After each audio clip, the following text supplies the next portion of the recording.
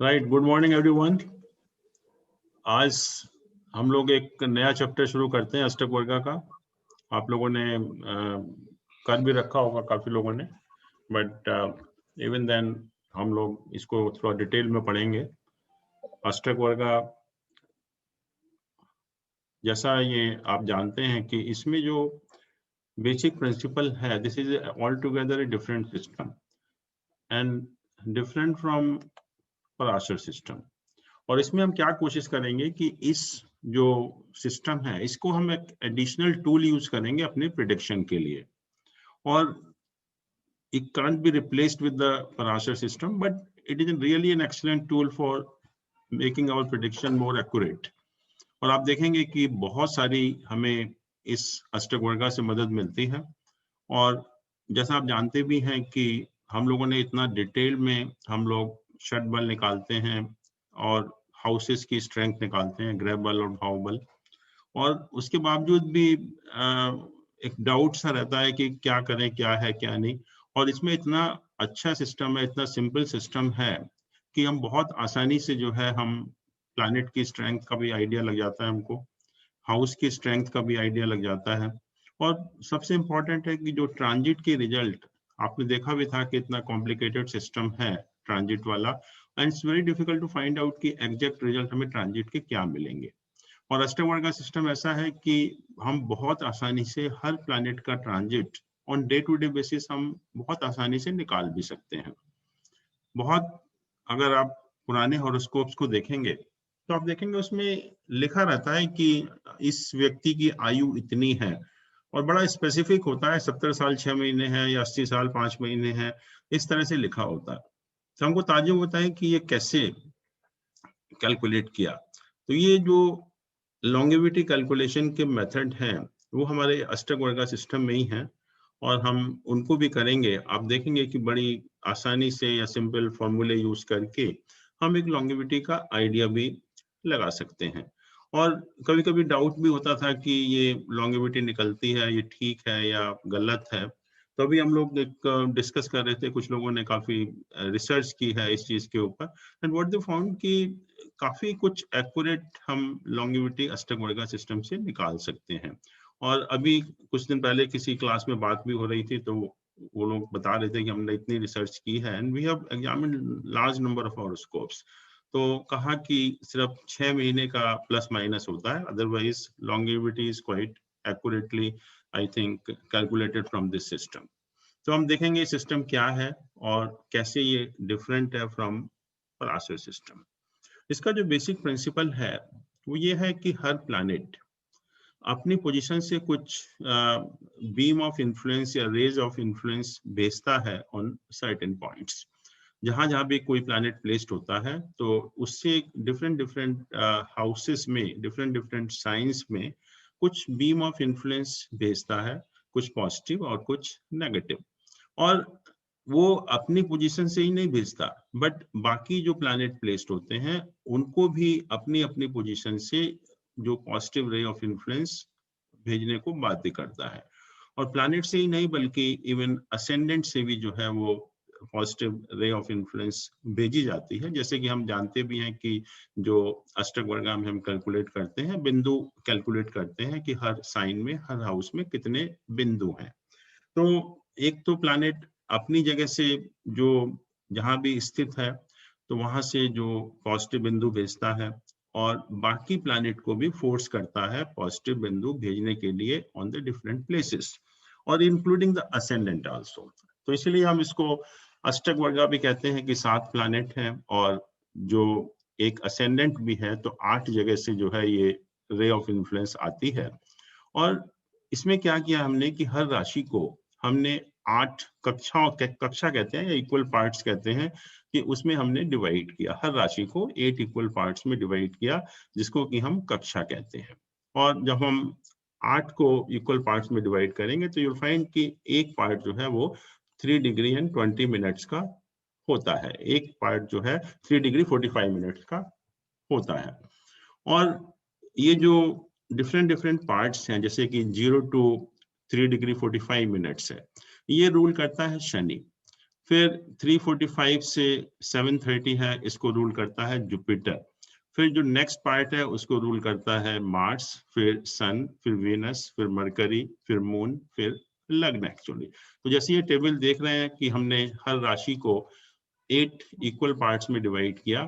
Each part is 3 degree and 45 minutes, और जो different different planets उस डिफरेंट पार्ट्स को रूल करते हैं वो Shani, Saturn, Jupiter, Mars, sun, Venus, Mercury, moon and the ascendant. तो इस तरह से ये रूल करते हैं, अलग अलग जो पार्ट्स हैं राशियों के, वो प्लैनेट उनको रूल करते हैं।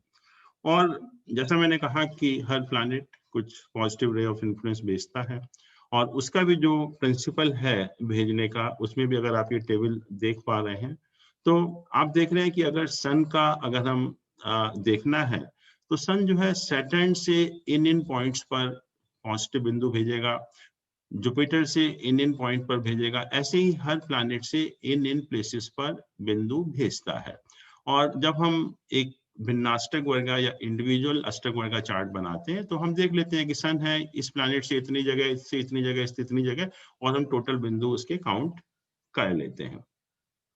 तो डिफरेंट डिफरेंट हम जो इसका यूज करते हैं, उसका जो अलग अलग पर्पस है, कि जैसा मैंने कहा कि सबसे जो इम्पॉर्टेंट यूज है इसका, जो हम उसका बहुत ज़्यादा इस्तेमाल करते हैं and as an additional tool हम इसको इस्तेमाल करते हैं अपनी प्रेडिक्शन के लिए, कि it's very easy to find out the strength of each planet and the house.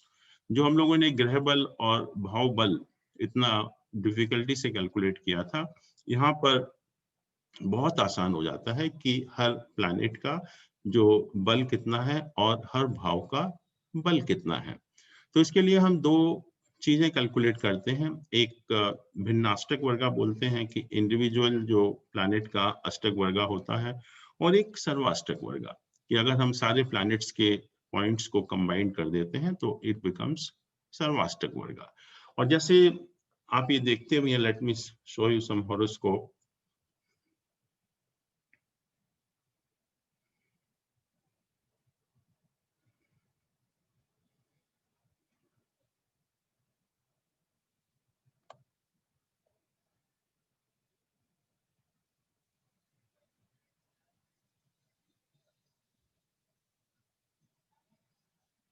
ये आप देख पा रहे हैं, ये चार्ट बने हुए हैं 9। तो मतलब ये है कि एक तो 7 प्लैनेट का इंडिविजुअल अष्टक वर्ग का चार्ट, फिर एक असेंडेंट का ये है, और फिर हमने सबको कंबाइन कर दिया तो ये सर्वाष्टक वर्ग का चार्ट बन जाता है। तो हमें बेसिकली ये देखना पड़ता है कि मान लीजिए कि हमें देखना है कि मून कितनी स्ट्रेंथ है, यहाँ पर मून की कितनी स्ट्रेंथ है यहाँ पर। तो आप देख रहे हैं कि मून नीच का है यहाँ पर नॉर्मल कोर्स में जो है, लेकिन अगर मून का हम अष्टक वर्ग चार्ट देखते हैं, जिसको कि हम भिन्नाष्टक वर्ग ऑफ मून बोलते हैं, तो उसमें आप देखते हैं कि 5 पॉइंट हैं यहाँ पर। ये इस राशि में जहाँ की मून का प्लेसमेंट है, हमें उस प्लैनेट के भिन्नाष्टक वर्ग में उसके पॉजिटिव पॉइंट देखने हैं, और ये पॉजिटिव पॉइंट 5 हैं, और 5 मीन्स कि प्लैनेट इज सफिशिएंटली स्ट्रांग। तो ऐसे ही हम अलग अलग भिन्नाष्टक वर्गा में पॉइंट देखकर, जैसे मान लीजिए कि हमें डिफरेंट डिफरेंट सन का देखना है कि सन कितना स्ट्रांग है यहाँ पर, तो हम सन का भिन्नाष्टक वर्गा देखेंगे, और सन का भिन्नाष्टक वर्गा ये है, यहाँ पर आप देख पा रहे हैं, और इस हाउस में इसके 5 पॉइंट हैं। इसका मतलब सन भी जो है वो सफिशिएंटली स्ट्रांग है। तो हर प्लैनेट का हमने इंडिविजुअल देख लिया कि हर प्लैनेट कितना कितना स्ट्रांग है, और ये सर्वाष्टक वर्गा है कि हर हाउस कितना स्ट्रांग है, that also we can find out from here actually. और जैसे आप देख पा रहे हैं कि जो करीब 25 पॉइंट्स होते हैं वो नॉर्मल माने गए हैं, और 25 से 30 या उससे ऊपर जितने भी होते हैं उतना ही स्ट्रांग जो है वो हाउस होता है, और 25 से कम अगर पॉइंट होते हैं तो हाउस वीक होता है। आप देखेंगे भी कि हर हाउस की जो रिक्वायरमेंट है स्ट्रेंथ की, वो अलग अलग है, क्योंकि हमें हर जो सिग्निफिकेशन है हाउस की, हमें कुछ ज्यादा चाहिए, कुछ कम चाहिए। तो उसके हिसाब से जो रिक्वायरमेंट स्पेसिफाई की है, हर हाउस का सर्वाष्टक वर्ग पॉइंट कितना होना चाहिए। बट नॉर्मली हम देखते हैं कि जो हमारे उपाचय स्थान है 3, 6, 10, 11, उसमें हम हमारे सेल्फ एफर्ट्स होते हैं, अपनी हम जो कैपेबिलिटी की वजह से आगे मूव करते हैं, हमारे अंदर इनिशिएटिव होता है, तो उन हाउसेस को हम चाहते हैं कि स्ट्रांग हो। जैसे आप देखते हैं कि थर्ड हाउस में 31 पॉइंट्स हैं, 6 में 30 है, 10th में 27 है और 11th में 36 है। इट मीन्स कि जो उपाच्य स्थान है वो बहुत ज्यादा स्ट्रांग है। कुछ हाउसेस होते हैं कि हम नहीं चाहते कि बहुत स्ट्रांग हो, जैसे कि 8th हाउस है, 8th house is supposed to be the worst house, तो हम नहीं चाहते कि बहुत ज्यादा स्ट्रांग हो, बट यहाँ पर आप देख रहे हैं कि 33 पॉइंट्स हैं उसमें, तो इसका मतलब 8th हाउस बहुत स्ट्रांग है। It means you have to face lot of problems, hurdles and lot of challenges in the life actually. तो ये हमें जैसे 8th हाउस में पॉइंट ज्यादा नहीं चाहिए, 12th हाउस में हमें बहुत कम पॉइंट चाहिए, तो 17 है, दैट इज फाइन एक्चुअली। तो कहने का मतलब यह है कि इस तरह से हम हर प्लैनेट का स्ट्रेंथ, जो कि हमने षडबल निकाला था, ग्रह बल निकाला था, भावबल निकाला था, उसमें हमने बहुत कॉम्प्लिकेटेड मैथमेटिकल फॉर्मूले यूज किए थे, और यहाँ पर बहुत आसानी से एक सिर्फ टेबल की मदद से हम हर प्लैनेट की स्ट्रेंथ निकाल ली हमने, और हर प्लैनेट का हर हाउस की स्ट्रेंथ निकाल ली। तो बहुत हमारे लिए आसान हो जाता है कि बिना कॉम्प्लिकेटेड मेथड में जाए हुए अष्टवर्गा की सहायता से बहुत आसानी से हमको एक असेसमेंट हो जाता है कि हमारे हॉरोस्कोप में कौन सा प्लैनेट कितना स्ट्रांग है, उससे हम क्या एक्सपेक्ट कर सकते हैं, क्या रिजल्ट होंगे उसकी, उसकी एसेट एंड लायबिलिटीज क्या होंगी। ऐसे ही हर हाउस कितना स्ट्रांग है मींस कि उस हाउस के जो सिग्निफिकेशंस होते हैं वो हमें किस क्वांटिटी में मिलेंगे। एक तो ये हो गया।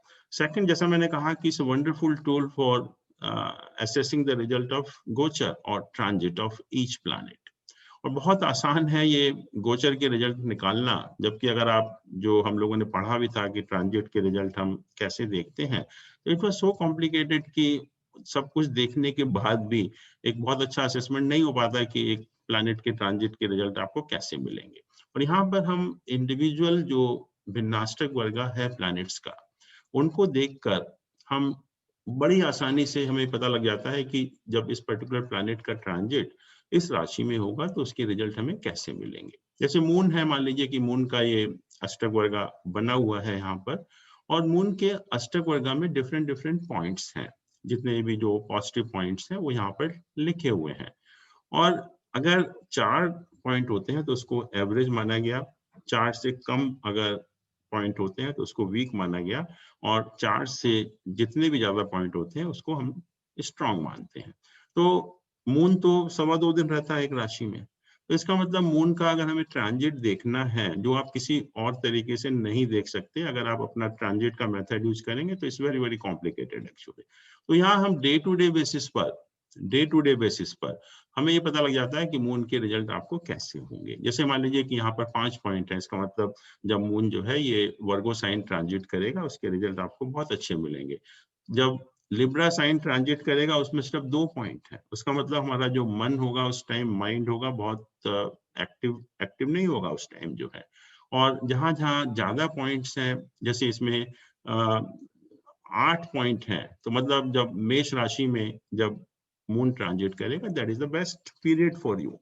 तो हम दिन प्रतिदिन या डे टू डे बेसिस पर जो भी हम डिसीजन लेते हैं, तो कम से कम मून का ट्रांजिट देखकर तो ले ही सकते हैं कि किस दिन मून अच्छा है हमारे हॉरोस्कोप में। कोई हमें इंपॉर्टेंट डिसीजन लेना हो लाइफ का, कोई भी काम करना हो, और या हमें कुछ दिन पता होता है कि बहुत कम पॉइंट्स हैं तो हम बहुत ही डिप्रेस्ड मूड में होते हैं या बहुत अच्छा हमारा मन नहीं होता, उस दिन को हम अवॉइड करें कोई भी अच्छे काम करने के लिए। और मून का ही नहीं बल्कि हर प्लैनेट का जो ट्रांजिट का रिजल्ट है, इसी तरह से हम भिन्नाष्टक वर्गा को देखकर उसमें जो भी प्लैनेट की हम ट्रांजिट की बात कर रहे हैं उसमें पॉइंट्स देखकर कि किस राशि में कितने पॉइंट्स हैं, अगर 4 से कम है तो ट्रांजिट अच्छा नहीं है, और अगर 4 से ज्यादा है तो डेफिनेटली ट्रांजिट उसका बहुत अच्छा होगा। तो जस्ट इन टेबल की मदद से हम 3 चीजें बड़ी आसानी से कैलकुलेट कर लेते हैं। एक प्लैनेट की स्ट्रेंथ, दूसरा हाउस की स्ट्रेंथ, और तीसरा result of transit and transit of each and individual planet. और वो भी जो है हम डेली हम देख सकते हैं कि कौन से प्लैनेट का ट्रांजिट हमारे लिए कैसा होगा, और हमें सिर्फ ये चार्ट देखने हैं और किसी चीज की जरूरत उसके लिए नहीं पड़ेगी एक्चुअली।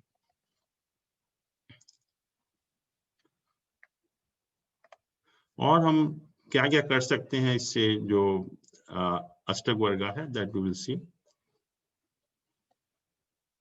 कुछ हम लाइफ के इंपॉर्टेंट इवेंट्स भी हम प्रिडिक्ट कर पाते हैं इससे, जैसे कि magnitude and importance of event, nature, quality and kind of event, और टाइमिंग ऑफ इवेंट आल्सो, कि वो भी हम देखेंगे हम कैसे कर पाते हैं इससे। फिर है कि ट्रांजिट के रिजल्ट, जो हम लोगों ने डिस्कस ऑलरेडी कर ही लिया है कि किस तरह से हम ट्रांजिट के रिजल्ट देखते हैं। फिर है लॉन्गेविटी, जैसे मैंने कहा कि यही एक सिस्टम है जिसमें फॉर्मूले हैं, जिस फॉर्मूलों की मदद से हम लॉन्गेविटी किसी की भी कैलकुलेट कर सकते हैं। और आई जैसे as I told you that to a large extent in a very accurate way, कि हमें एक आइडिया लग जाता है, एक रफ असेसमेंट हो जाता है about the longevity of a person.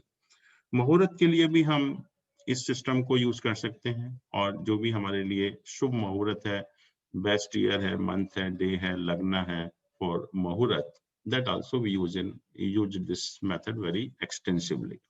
और जैसे मैंने कहा कि एक बात का आप ध्यान रखिए कि इसको हमें रिप्लेसमेंट नहीं करना है with the normal Parashara system.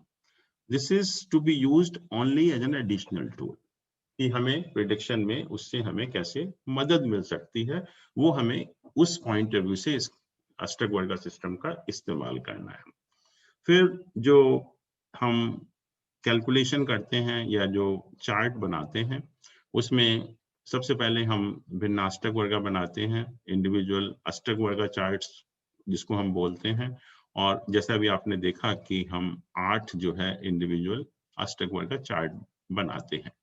और जब हम भिन्नाष्टक वर्गा बोलते हैं, इंडिविजुअल अष्टक वर्गा चार्ट बनाते हैं, तो उसमें कुछ पर्पस के लिए हम कुछ रिडक्शंस भी अप्लाई करते हैं। और जो 2 रिडक्शंस होते हैं उनको त्रिकोण रिडक्शन बोलते हैं, और एक को एकाधिपत्य रिडक्शन बोलते हैं। वो भी हम देखेंगे कैसे हम अप्लाई करते हैं, और उसका भी पर्पस है, क्योंकि हम कुछ कैलकुलेशन करते हैं। तो उसके लिए जो भी भिन्नाष्टक वर्गा आता है, जो भी चार्ट आता है, उसमें पॉइंट्स में हम 2 रिडक्शन भी अप्लाई करेंगे। फिर जितने भी जो भिन्नाष्टक वर्गा चार्ट के पॉइंट होते हैं डिफरेंट डिफरेंट हाउसेस में, डिफरेंट डिफरेंट राशिस में, उनको हम ऐड कर देते हैं। और ऐड करने के बाद जो कंबाइंड अष्टक वर्गा चार्ट आता है, उसको हम सर्वाष्टक वर्गा चार्ट बोलते हैं। इसमें जैसे कि हम अभी इंडिविजुअल जो अष्टक वर्गा चार्ट की बात कर रहे थे, भिन्नाष्टक वर्गा चार्ट की बात कर रहे थे, आपने टेबल में देखा कि हर राशि में कितने कितने पॉइंट्स हैं। लेकिन जैसे मैंने कहा कि हर राशि को हम 8 कक्षाओं में डिवाइड करते हैं, और इसमें हमें ये पता नहीं चलता इस चार्ट से कि किस प्लैनेट ने कितने पॉइंट किस साइन में कंट्रीब्यूट किए, और वो हमें प्रिडिक्शन में उसका हमें इस्तेमाल करना है। तो प्रस्तारक वर्गा मतलब स्प्रेड आउट चार्ट, वो भी हम देखेंगे कैसे होता है। और प्रस्तारक वर्गा की मदद से हमें ये पता लग जाता है कि हर प्लैनेट ने किस राशि में कितने पॉइंट कंट्रीब्यूट किए हैं, जिसको कि हम प्रिडिक्शन में उसका इस्तेमाल करेंगे। अब जो ये हम कैलकुलेशन करते हैं, कैलकुलेशन हमारी इतनी ही है इसमें जो हम चार्ट वगैरह बनाते हैं, बट जो बेसिक कंट्रोवर्सी जैसे रहती है एज यूजुअल इन एस्ट्रोलॉजी, कि हम चार्ट को कैसे बनाएं, लग्न कुंडली से बनाएं या भाव चलित चार्ट से बनाएं। क्योंकि कहा कि अगर हम लग्न कुंडली से बनाएंगे, तो एक लग्न में जो भी लोग पैदा होंगे 2 घंटे का समय अप्रोक्सीमेटली, उन सबका अष्टक वर्गा चार्ट एक बनेगा, कोई डिफरेंस नहीं होगा उसके अंदर। तो that may not be very accurate. ऐसे ही फिर कहा कि नहीं, भाव चलित से बनाइए, कि भाव चलित से बनाएंगे तो थोड़ा सा तो डिफरेंस आएगा फ्रॉम टाइम टू टाइम। लेकिन वो कंट्रोवर्सी अभी भी है, बट जहां तक जितने भी सॉफ्टवेयर हैं या जो भी हम कैलकुलेशन करते हैं, उसमें आप देखेंगे कि अष्टक वर्गा चार्ट हम लग्न कुंडली से ही बनाते हैं, ना कि भाव चलित से हम बनाते हैं उसको। इसमें जो हमने ये चार्ट बनाए, तो इससे हम थोड़ी सी कैलकुलेशन करते हैं, और कैलकुलेशन जो डिफरेंट डिफरेंट हम टर्म्स यूज करेंगे वो यहाँ पर मेंशन्ड है। सबसे पहला एक टर्म होता है जिसको हम कहते हैं शॉर्ट वशिष्ठ, कि जितने भी जो हम एक इंडिविजुअल भिन्नाष्टक वर्गा बनाया हमने, उसके बाद हमने दोनों रिडक्शन अप्लाई किए उसमें पॉइंट्स में, जिसको कि हम त्रिकोण रिडक्शन और एकाधिपत्य रिडक्शन बोलते हैं।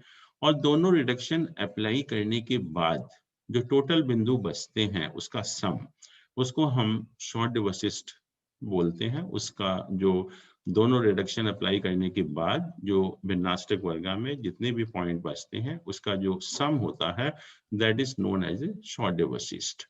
ऐसे ही एक राशि पिंड है, जैसे कि आपने ये टेबल देख रहे हैं, this table is available in all the books, आपको हर जगह मिलेगी। तो यहाँ पर आप देख रहे हैं दो चीजें हैं, एक राशि गुणकर या राशि साइन मल्टीप्लायर, एक है ग्रह गुणकर या प्लैनेट मल्टीप्लायर। तो डिफरेंट डिफरेंट राशिस के लिए आप मल्टीप्लायर यहाँ देख रहे हैं, 7 है, 10 है, जो भी है यहाँ पर हर राशि का अलग अलग मल्टीप्लायर है। इसी तरह से हर प्लैनेट का अलग अलग मल्टीप्लायर यहाँ पर दिया हुआ है। तो हम दो चीजें कैलकुलेट करते हैं, राशि पिंड और ग्रह पिंड। राशि पिंड में हम क्या करते हैं कि डिफरेंट राशियों में जितने भी पॉइंट्स हैं, अलग अलग राशियों में जैसा आपने देखा कि अलग अलग पॉइंट्स हैं, तो उन पॉइंट्स को राशि मल्टीप्लायर से मल्टीप्लाई कर देते हैं। राशि पिंड निकालने के लिए हमने क्या किया कि जो भी हमारे भिन्नाष्टक वर्गा में पॉइंट्स हैं, उन पॉइंट्स को हमने राशि मल्टीप्लायर से मल्टीप्लाई कर दिया और उन सबको ऐड कर दिया, तो जो भी फिगर आया उसको हम राशि पिंड बोलते हैं। ऐसे ही हर प्लैनेट के साथ कितने पॉइंट्स हैं, एक तो हमने देखा कि 12 की 12 राशियों में कुछ ना कुछ पॉइंट्स होंगे, उन पॉइंट्स को हमने राशि मल्टीप्लायर से मल्टीप्लाई किया। ऐसे ही हर प्लैनेट के साथ कुछ कुछ पॉइंट्स होंगे, तो उन प्लैनेट के पॉइंट्स को भी हमने प्लैनेट मल्टीप्लायर या ग्रह गुणकर के साथ मल्टीप्लाई किया और उन दोनों को ऐड कर दिया। तो ये जो हम करेंगे तो इस जो फिगर आएगा उसको हम ग्रह पिंड बोलते हैं। और अगर ग्रह पिंड और राशि पिंड को ऐड कर देते हैं तो what we get is a short depend. ग्रह पिंड और राशि पिंड जो भी हमारे पास फिगर आया है उसको दोनों को अगर हम ऐड कर देंगे तो उसको हम शॉर्ट डिपेंड बोलते हैं। और शॉर्ट डिपेंड को शुद्ध पिंड भी बोलते हैं या योग पिंड भी हम उसको बोलते हैं। और चार्ट बनाने के लिए जैसे मैंने कहा कि हम इस टेबल का इस्तेमाल करेंगे और इससे जो है हर प्लैनेट के लिए कि जैसे मान लीजिए सन का हमें भिन्नाष्टक वर्ग बनाना है, तो हमें देखना पड़ेगा कि सन जो है डिफरेंट डिफरेंट प्लैनेट से किस किस पॉइंट पर पॉजिटिव रे डाल रहा है, और उन सबको हम ऐड कर देंगे हर साइन में जितने भी पॉइंट्स आएंगे तो सन का भिन्नाष्टक वर्ग बन जाएगा। ऐसे ही जब मून का भिन्नाष्टक वर्ग बनाना है तो मून का ये जो पॉइंट्स लिखे हुए हैं कि किस किस प्लैनेट की पोजीशन से किस किस स्थान में पॉजिटिव रे ऑफ इन्फ्लुएंस डालता है, उसकी मदद से हम मून का भिन्नाष्टक वर्ग बना लेते हैं। तो ऐसे ही हम हर प्लैनेट का भिन्नाष्टक वर्ग यहाँ पर बनाएंगे। और जैसे मैंने कहा कि हम दो रिडक्शन अप्लाई करते हैं जो भी भिन्नाष्टक वर्ग है, और ये एक पर्टिकुलर कैलकुलेशन के लिए किया जाता है जो हम आगे देखेंगे भी। और इन रिडक्शंस को एक हम कहते हैं त्रिकोण रिडक्शन और दूसरा जो रिडक्शन अप्लाई करते हैं एकाधिपत्य रिडक्शन हम उसको बोलते हैं। तो पहले हम त्रिकोण रिडक्शन अप्लाई करते हैं उन भिन्नाष्टक वर्गा में, और जब त्रिकोण रिडक्शन अप्लाई करने के बाद जो भी पॉइंट्स आएंगे उसमें फिर हम फर्दर एकाधिपत्य रिडक्शन अप्लाई करेंगे। तो त्रिकोण रिडक्शन का जो सिस्टम है कि 4 ट्राइनल ग्रुप होते हैं। अगर हम हाउसेस को देखें, एक 159 ट्राइन हो गया, दूसरा 2610, 3711 और 4812, जिनको हम धर्म, अर्थ, काम और मोक्ष के ट्राइन भी बोलते हैं। तो एक एक ट्राइन को हम कंसिडर करेंगे और उस ट्राइन के बेसिस पर जो सर्टेन प्रिंसिपल्स हैं उसके हिसाब से हम उसमें रिडक्शन अप्लाई करेंगे। तो ये जो त्रिकोण रिडक्शन अप्लाई करने के जो बेसिक प्रिंसिपल्स हैं वो ये हैं कि एक एक ट्राइनल ग्रुप को हमें कंसिडर करना है। पहले तो 159, 2610, 3711, 4812। फिर हमें इनमें ट्राइनल ग्रुप में एक एक हाउसेस में पॉइंट्स देखने हैं। तो पहला जो प्रिंसिपल है कि व्हेन सेम नंबर ऑफ बिंदुस not in the trinal group, जब ट्राइनल ग्रुप में तीनों में एक सेम बिंदु नहीं होते हैं, तब हम क्या करते हैं कि जो भी सबसे कम बिंदु होते हैं उसको हम तीनों में से माइनस कर देते हैं। कि अगर ट्रायंगल ग्रुप में जैसे मान लीजिए 159 हमने कंसिडर किया और 159 तीनों हाउसेस में अगर इक्वल पॉइंट्स नहीं हैं, तो हम क्या करेंगे कि जो भी लोएस्ट पॉइंट होंगे उसको हम तीनों में से माइनस कर देंगे। फिर कहा कि if no figure in one of the triangle group, मान लीजिए कि एक हमने 2 6 10 कंसिडर किया और इसमें एक साइन में कोई फिगर नहीं है, एक हाउस में 0 फिगर है। अगर ऐसा कुछ केस बनता है तो फिर हम उसमें कोई रिडक्शन अप्लाई नहीं करते हैं, वो सेम पॉइंट्स वहां पर बने रहेंगे। तीसरा है कि अगर दो साइन में कोई फिगर नहीं है, पहले तो है कि एक साइन में कोई फिगर नहीं है तो हमें कोई रिडक्शन अप्लाई नहीं करना, और अगर दो साइन में कोई फिगर नहीं है तो कहते हैं कि तीसरे को भी एलिमिनेट कर दो, तीसरे को भी 0 कर दो। अगर दो साइन में कोई फिगर है ही नहीं तो तीसरे को भी आप उसको 0 कर दीजिए। तो ये हो गया। और फिर कहा कि अगर मान लीजिए कि तीनों में इक्वल फिगर है, figure in the triangle group is equal, then they say कि you eliminate all the three। तो ये चार प्रिंसिपल बने हमारे जो त्रिकोण रिडक्शन के हैं। पहला तो कहा कि अगर तीनों में अलग अलग बिंदु हैं, एक ट्रायंगल ग्रुप को हम कंसिडर करेंगे, और एक ट्रायंगल ग्रुप के तीनों हाउसेस में अगर बिंदु अलग अलग हैं तो जो भी लीस्ट है उसमें से तीनों में से उसको माइनस कर देंगे। दूसरा ये है कि अगर एक हाउस में 0 पॉइंट है तो कोई रिडक्शन हम अप्लाई नहीं करेंगे। अगर दो हाउस में 0 पॉइंट है तो हम तीसरे को भी एलिमिनेट कर देंगे, और अगर तीनों हाउसेस में बराबर पॉइंट्स हैं तो हम तीनों को ही एलिमिनेट कर देंगे। तो हम देखेंगे हम कैसे अप्लाई करते हैं। तो ये एक एग्जाम्पल लिया हमने कि ये इधर जो लेफ्ट में लिखा है राशियां हैं 10 11 12 1 2 3 4, और जो राइट में लिखा हुआ है वो भिन्नाष्टक वर्गा के पॉइंट्स हैं। तो एक एक को हमने कंसिडर करना है कि पहला हम फर्स्ट ट्रायंगल ग्रुप हम कंसिडर करेंगे, फर्स्ट फिफ्थ और नाइन्थ हाउस का। फर्स्ट फिफ्थ और नाइन्थ हाउस का, तो फर्स्ट हाउस में देख रहे हैं आप 0 पॉइंट है, फिफ्थ हाउस में 3 पॉइंट है और नाइन्थ हाउस में 4 पॉइंट है। तो ये जो प्रिंसिपल है कि अगर एक हाउस में 0 पॉइंट होता है तब हम उसमें कोई भी रिडक्शन अप्लाई नहीं करते। तो यहाँ आप देख रहे हैं कि 0 3 4 वही हमने रहने दिया, इसमें हमने कोई भी रिडक्शन अप्लाई नहीं किया क्योंकि one of the house contains 0 points. तो इसलिए इस प्रिंसिपल के हिसाब से कि अगर एक साइन में 0 पॉइंट होते हैं तो हम कोई भी उसमें रिडक्शन अप्लाई नहीं करते।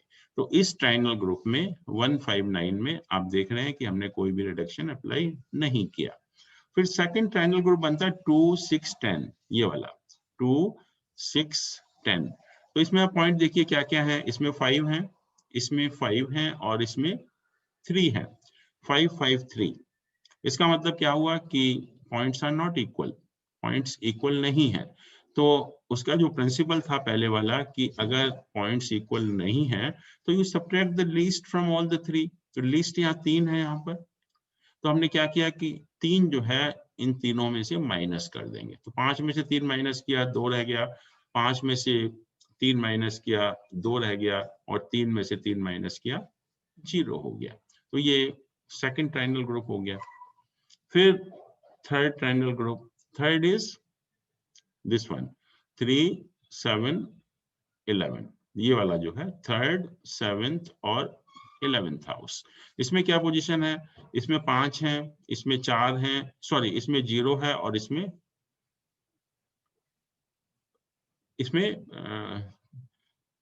5 है, 0 है और ये 11 5 है। तो इसमें एक में 0 है, एक में अगर 0 होता है तो कोई हम उसमें रिडक्शन अप्लाई नहीं करते। तो यहाँ पर 5 5 0 ही रहेगा, यहाँ कुछ लिखा हुआ नहीं है but this is not correct actually, this is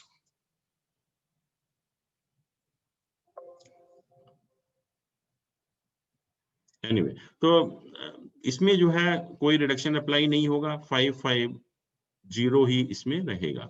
फिर लास्ट में 4 8 12, ये वाला 5 5 और 4 5 5 4। तो इसमें भी पॉइंट इक्वल नहीं है और 4 लीस्ट फिगर है, तो हमने 4 को तीनों में से माइनस किया, 5 में से 4 किया 1 हो गया, 5 में से 4 किया 1 हो गया और 4 में से 4 किया 0 हो गया।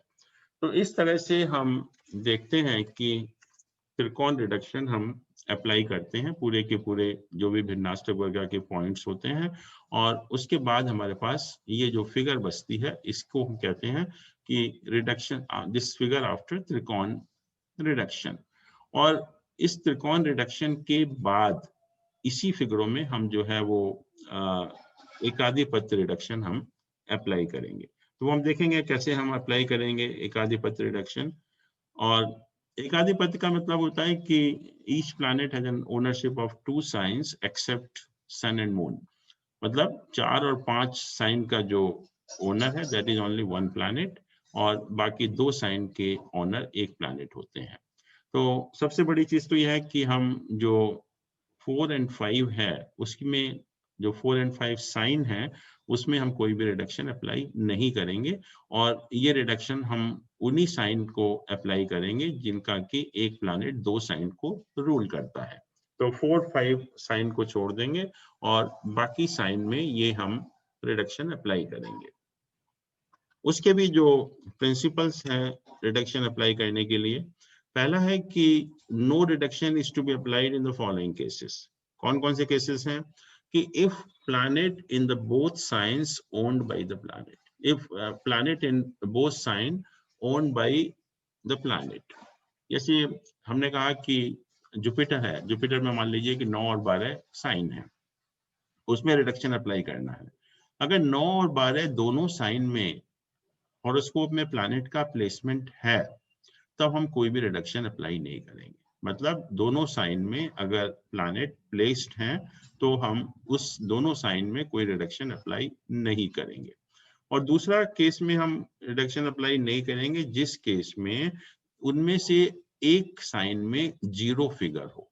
देखिए, जो नो रिडक्शन के लिए 2 कंडीशंस हुई, या तो एक साइन में 0 फिगर हो, दूसरा यह है कि दोनों साइन में प्लैनेट हो। तो अगर दोनों में से कोई भी कंडीशन होगी तो उस जो प्लैनेट के साइंस हैं दोनों, उसमें हम कोई भी रिडक्शन अप्लाई नहीं करेंगे। फिर सेकंड सिचुएशन आती है कि एक साइन में प्लैनेट है और एक में नहीं है। Planet in one sign is occupied and other not.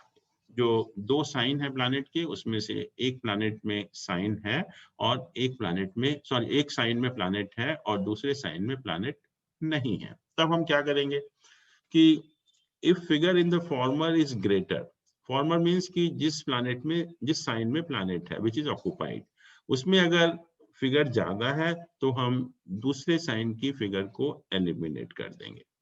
दूसरा यह है कि अगर जिस साइन में प्लैनेट है उसमें अगर फिगर कम है तो हम make latter equal to former, जो बड़ी ज्यादा फिगर है उसको भी हम छोटी फिगर के बराबर हम कर देंगे। और तीसरा यह है कि अगर दोनों साइन में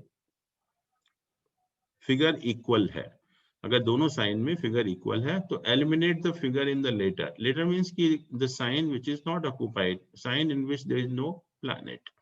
तो पहली कंडीशन तो ये हो गई कि दोनों प्लैनेट्स में, दोनों साइन में प्लैनेट्स हैं, और दूसरी कंडीशन है कि एक साइन में प्लैनेट है और एक साइन में नहीं है, तब हम क्या करेंगे।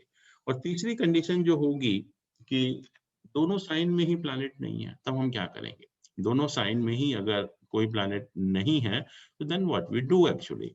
तो उसकी कंडीशन शर्तें बताई कि अगर फिगर दोनों में इक्वल है, अगर दोनों साइन में फिगर इक्वल है तो दोनों को एलिमिनेट कर दो, दोनों को 0 कर दो। If figure not equal, make larger equal to smaller. अगर फिगर इक्वल नहीं है दोनों साइन में तो बड़ी वाली फिगर को हम छोटी फिगर के बराबर कर देते हैं। तो ये प्रिंसिपल हम अप्लाई करेंगे एकाधिपत्य रिडक्शन के लिए। और जैसा मैंने कहा कि ये रिडक्शन हम 4 और 5 नंबर साइन में अप्लाई नहीं करेंगे क्योंकि उनका सर इसको एक बार और समझा दीजिए, मुझे थोड़ा सा कंफ्यूज हो रहा है। हाँ, पहले वाला, ये जो एकाधिपत्य वाला था। हाँ, एकाधिपत्य में देखिए पहली चीज तो यह है कि this is based on the fact कि जो 2 राशियां हैं जिनका कि एक प्लैनेट लॉर्ड होता है, उसी के लिए हम ये अप्लाई करते हैं। और जो 4 और 5 राशियां हैं जिसका कि एक ही प्लैनेट लॉर्ड है, उनके लिए ये रिडक्शन अप्लाई नहीं होता। इसका मतलब 4 और 5 नंबर साइन में जो भी फिगर है उसमें हम कोई रिडक्शन अप्लाई नहीं करेंगे। त्रिकोण रिडक्शन के बाद जो भी फिगर आया है उसी को हम मान लेंगे। अब जो बाकी साइन में हमें जो अप्लाई करना है रिडक्शन, तो हम एक एक प्लैनेट को, जैसे मान लीजिए मंगल है तो फिर हम 1 और 8 को कंसिडर करेंगे, मरकरी है 3 और 6 को कंसिडर करेंगे। तो इस तरह से दोनों राशियां उस प्लैनेट की हम कंसिडर करेंगे और फिर हम उन दोनों राशियों के ऊपर रिडक्शन अप्लाई करेंगे। तो उसकी जो कंडीशन बताई, 3 कंडीशन है। पहला तो दोनों साइन में प्लैनेट प्लेस्ड है। पहले जो सिचुएशन है उसमें दोनों साइन जो उस प्लैनेट के हैं उसमें प्लैनेट का प्लेसमेंट है। सेकंड सिचुएशन है कि एक में प्लैनेट है और एक में नहीं है।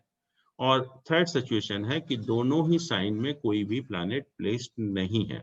तो इन तीनों कंडीशन में हम अलग अलग रिडक्शन अप्लाई करेंगे। तो एक एक करके हम करते हैं कि पहली सिचुएशन ये है कि दोनों साइन में प्लैनेट प्लेस्ड है, तो फिर कहा कि उसमें हमें कोई रिडक्शन अप्लाई नहीं करना है। अगर किसी भी प्लैनेट के जो 2 राशियां हैं, दोनों राशियों में अगर प्लैनेट का प्लेसमेंट है, तब हम कोई भी रिडक्शन उन दोनों साइन के लिए अप्लाई नहीं करेंगे। और दूसरी जो कंडीशन है कि अगर दोनों में से एक साइन में अगर फिगर 0 है, तभी भी हम जो है रिडक्शन अप्लाई नहीं करेंगे, उसमें वेदर ऑक्युपाइड और नॉट। ये जनरल कंडीशन है कि प्लैनेट के प्लेसमेंट से उससे कोई मतलब नहीं है। मान लीजिए कि आप जुपिटर के 2 साइन देख रहे हैं, 9 और 12, और उसमें से एक साइन में 0 फिगर है, तो ऑक्युपाइड है नहीं है वो एप्लीकेबल नहीं होगा उसमें, बट हम कोई रिडक्शन उसमें अप्लाई नहीं करेंगे। सेकंड सिचुएशन थी कि एक साइन में तो प्लैनेट है और दूसरे साइन में प्लैनेट नहीं है, तब हम क्या करेंगे। तो उसमें कहा कि एक तो कहा कि जिस साइन में प्लैनेट ऑक्युपाइड मींस कि जिसमें प्लैनेट है, एंड अदर मतलब जिसमें नहीं है। तो अगर figure in the former is greater, मतलब जिस साइन में प्लैनेट है उसमें अगर जो पॉइंट्स की फिगर ज्यादा है तो हम एलिमिनेट लेटर, जो छोटे वाली फिगर है उसको 0 कर देंगे, राइट। सेकंड कहा कि अगर मान लीजिए कि जिस साइन में प्लैनेट है उसमें फिगर कम है as compare to the sign in which there is no planet, तब हम क्या करेंगे कि जो जिस साइन में कोई प्लैनेट नहीं है उसको भी हम जो छोटी फिगर थी उसके बराबर कर देंगे। और तीसरी सिचुएशन ये थी कि अगर दोनों साइन में प्लैनेट है, एक में ऑक्युपाइड है एक में नहीं है, लेकिन दोनों साइन की फिगर बराबर है, तो हम दोनों फिगर, हम जो जिस साइन में प्लैनेट नहीं है उसकी फिगर को हम 0 कर देंगे। तीसरी सिचुएशन है कि जो दोनों ही साइन में कोई भी प्लैनेट का प्लेसमेंट नहीं है, नहीं तब हम सर, अभी आपने ये बोला कि अगर दोनों साइन में प्लैनेट है तो फिगर इक्वल है। देखिए तो ये फिर ये हम यहाँ पर जो कहा हमने, ये कहा ये सेकंड वाली सिचुएशन है कि एक साइन में प्लैनेट है एक में नहीं है। अच्छा अच्छा ठीक है सर। ये हम जो इसकी बात कर रहे हैं सेकंड का एबीसी की बात कर रहे हैं, जी ये जी जी, सिचुएशन जब है जब एक sign is occupied and other not, एक नॉट, साइन में यस सर, प्लैनेट है और दूसरे साइन में प्लैनेट नहीं नहीं है। है। तो उस केस में अगर दोनों की फिगर बराबर है तो जिस साइन में प्लैनेट नहीं है उस साइन की फिगर को हम 0 कर देंगे, ये मतलब यस हुआ सर। इसका। या और अगर दोनों साइन में प्लैनेट है और फिगर इक्वल है तो क्या करेंगे? दोनों साइन में प्लैनेट है तो रिडक्शन करना ही नहीं है, नो नहीं, रिडक्शन। दोनों साइन में प्लैनेट अगर है वही मैंने और कहा कि और अगर फिगर प्लैनेट, उनकी इक्वल आ रही है फिर? वही मैंने कहा कि अगर प्लैनेट दोनों साइन में प्लैनेट है तब हमें कोई रिडक्शन अप्लाई नहीं करना है, पहला अच्छा कंडीशन ठीक है, वही है। ठीक ठीक है सर, ठीक है सर, हाँ, thank you. If planet in both sign then no reduction. फिर थर्ड सिचुएशन थी कि दोनों साइन में ही प्लैनेट नहीं है, बोथ साइन जो है दे आर नॉट ऑक्युपाइड, तब हम क्या करेंगे। फिर सिचुएशन है कि अगर दोनों की फिगर बराबर है तब हम दोनों को 0 कर देंगे। ये सिचुएशन है जब दोनों साइन में प्लैनेट नहीं है, दोनों sign, both the signs are not occupied by the planets, और अगर फिगर बराबर है तो दोनों को 0 कर दो, अगर फिगर बराबर नहीं है तो make larger equal to smaller, जो बड़ी वाली फिगर है उसको छोटे के बराबर कर दो आप। तो देखते हैं कैसे हम अप्लाई करेंगे। तो इसमें आप देखिए कि ये जो पॉइंट्स लिखे हुए हैं ये राइट साइड में ये रिडक्शन के बाद है, त्रिकोण रिडक्शन के बाद के पॉइंट्स हैं। तो इसमें हम एकाधिपत्य रिडक्शन अप्लाई कर रहे हैं। तो पहली चीज तो ये जो लेफ्ट में साइन लिखे हुए हैं 10, 11, 12 ये, और जैसा मैंने कहा कि 4 और 5 साइन में ये रिडक्शन अप्लाई नहीं होता है, 4 और 5 साइन में। तो 4 साइन ये है, 5 साइन ये है, इसमें दोनों में 0, 0 फिगर है, तो इसमें हम कोई रिडक्शन अप्लाई नहीं करेंगे, दोनों के फिगर 0 रहेंगे। अब हम एक एक से शुरू करते हैं। मान लीजिए हमें मंगल के दोनों, मार्स के दोनों साइन में रिडक्शन अप्लाई करना है।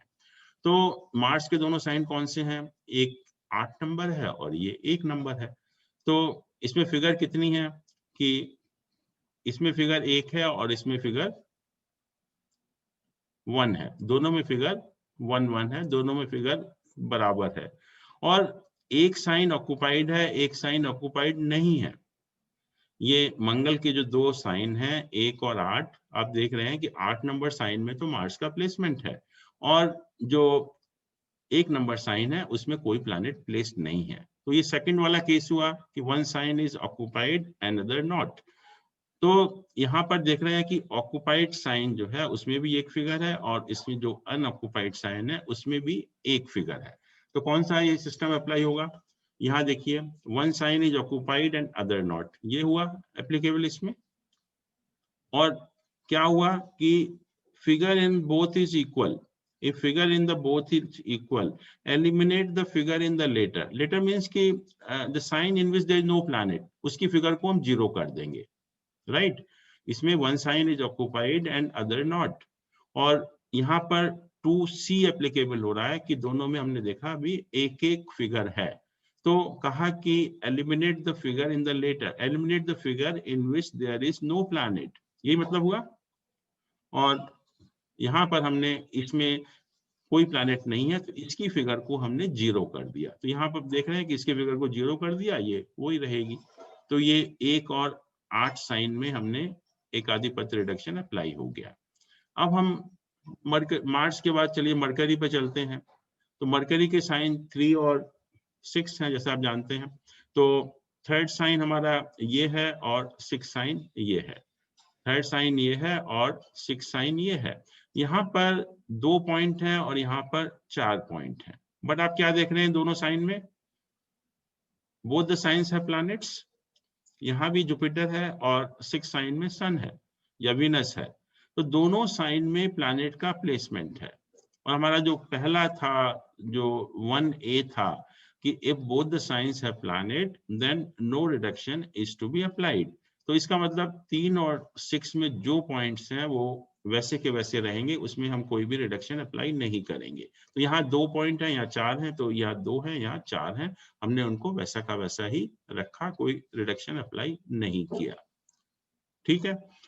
फिर जुपिटर को देखिए, जुपिटर के साइन 9 और 12 साइन है। ये 9 साइन है, ये 12 साइन है, 9 साइन है और ये 12 साइन है। और इसमें देख रहे हैं आप कि दोनों में ही इक्वल फिगर है और दोनों ही साइन में कोई प्लैनेट भी प्लेस नहीं है। पहली चीज तो ये है कि दोनों की फिगर इक्वल है, और दूसरा आप देख रहे हैं कि दोनों में कोई प्लैनेट भी नहीं है। तो कौन सा एप्लीकेबल हुआ? थर्ड वाला, if both the signs are not occupied. और इसमें लिखा है कि if figure in both equal eliminate both, if figure in both equal then eliminate both. इसका मतलब जो, सॉरी, ये दो इक्वल फिगर है तो हम दोनों को 0 कर देंगे। यहाँ भी 0 कर दिया हमने, यहाँ भी 0 कर दिया, तो दोनों की फिगर को 0 कर दिया। अब वीनस को देखिए, वीनस का second and the seventh sign, ये सेकंड साइन है ये वाला, और सेवेंथ साइन ये है। इसमें आप क्या देख रहे हैं? ये सेकंड साइन है और ये सेवेंथ साइन है। एक में प्लैनेट है, एक में नहीं है। बट यहाँ पर एक में 0 फिगर है, एक में 0 फिगर है, और हमने अभी देखा कि जो ये वाला था कि if there is no figure in one sign whether occupied or not, no reduction is to be applied, हमें उसमें कोई रिडक्शन अप्लाई नहीं करना है। तो वही चीज यहाँ पर है कि 2 और 7 साइन, ये 2 है ये 7 है, क्योंकि यहाँ पर एक साइन में फिगर 0 है, इसलिए हम कोई भी रिडक्शन इसमें अप्लाई नहीं करेंगे। यहाँ 3 है, यहाँ 0 है, तो ये 3 और 0 ऐसा का ऐसा ही रहेगा, राइट। फिर विनस हो गया, Saturn, last is Saturn, Saturn, right. Saturn is 10 और 11, 10 and 11, this is 10, this is 11। और यहाँ भी आप देख रहे हैं कि इसमें एक में 0 फिगर है, 10 साइन में 0 फिगर है, और जब एक साइन में अगर 0 फिगर होती है तो कोई हम रिडक्शन अप्लाई नहीं करते। तो यहाँ पर हमने सेम पॉइंट रखे, यहाँ 0 और यहाँ 2, कोई भी रिडक्शन हमने अप्लाई नहीं किया। तो इस तरह से हम एक आधी पद रिडक्शन अप्लाई करते हैं। अगर ये तीनों प्रिंसिपल्स को आप याद करेंगे या समझ लेंगे तो अप्लाई करना जो है वो आसान हो जाता है, फिर कोई प्रॉब्लम नहीं है। और इसको हम कैलकुलेशन पर्पस के लिए आगे हम देखेंगे कि इसका हम काफी इस्तेमाल भी करते हैं, इस जो दोनों रिडक्शन के बाद जो फिगर आती है। सर जो बी पॉइंट था ना, इसमें सेकंड नंबर का पॉइंट है पीछे, उसको सर ये ए बी को जरा एक बार दोबारा, क्योंकि इसका कोई एग्जांपल नहीं आया, तो इसको कोई एग्जांपल के साथ अगर हम समझा सके तो। मैं बताता हूँ आपको। देखिए इसमें ये 2 साइन कहा कि one is occupied and other not, one is occupied and other not, एक साइन में प्लैनेट है, एक साइन में प्लैनेट नहीं है। तब हम इसको कैसे हम यूज करना है वो इसमें बताया है।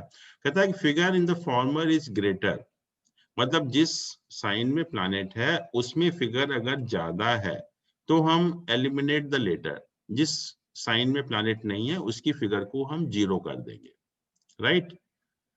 सेकंड है कि मान लीजिए कि जिस साइन में प्लैनेट है उसकी फिगर कम है और जिस साइन में प्लैनेट नहीं है उसकी फिगर ज्यादा है, तो हम जो है ज्यादा वाली फिगर को भी कम कर देंगे, जिसमें प्लैनेट था उतनी ही फिगर हम दूसरे वाले में भी कर देंगे। और तीसरे में कहा कि अगर दोनों साइन में इक्वल फिगर है, इसमें एक ऑक्युपाइड है एक अनऑक्युपाइड है, लेकिन जो फिगर है दोनों में इक्वल है, तो हम जो जिस साइन में प्लैनेट नहीं है उसकी फिगर को हम 0 कर देंगे। जैसे 2C तो आपने देख लिया, 2A और B नहीं आया, तो बाई चांस इसमें जैसे मान लीजिए कि ये था, लेट अस से 2 और 7 था ये वाला, तो इसमें एक में प्लैनेट है एक में नहीं है। मान लो कि ये 0 की जगह 1 होता, लेट अस से कि 0 की जगह 1 होता, तो जिसमें ऑक्युपाइड है उसमें 1 नंबर है और जिसमें ऑक्युपाइड नहीं है उसमें 3 नंबर है, राइट। तो ये जो 2 फॉर्मूला है ये वाला कि if figure in the former is less, कि जिस साइन में प्लैनेट है उसकी फिगर अगर कम है तो make latter equal to former, जिस साइन में प्लैनेट नहीं है उसकी फिगर को भी आप उसके बराबर कर दीजिए। तो वो यहाँ पर है कि अगर यहाँ पर 1 होता, बाई चांस 0 है यहाँ पर, अगर 0 की जगह 1 होता मान लीजिए, तो जिस साइन में प्लैनेट है उसकी फिगर कम है और जिस साइन में प्लैनेट नहीं है उसकी फिगर ज्यादा है।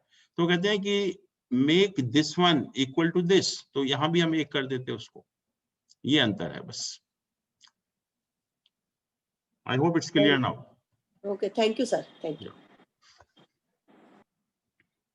अब मैंने कहा कि हम प्रस्तारक वर्ग भी बनाते हैं और वो एक एक्सप्रेस करने का सिस्टम है कि है तो भिन्नाष्टक वर्ग ही, लेकिन इससे हमें ये पता लग जाता है कि किस प्लैनेट ने किस साइन में पॉइंट, अपने पॉजिटिव पॉइंट दिए या किसने नहीं दिए।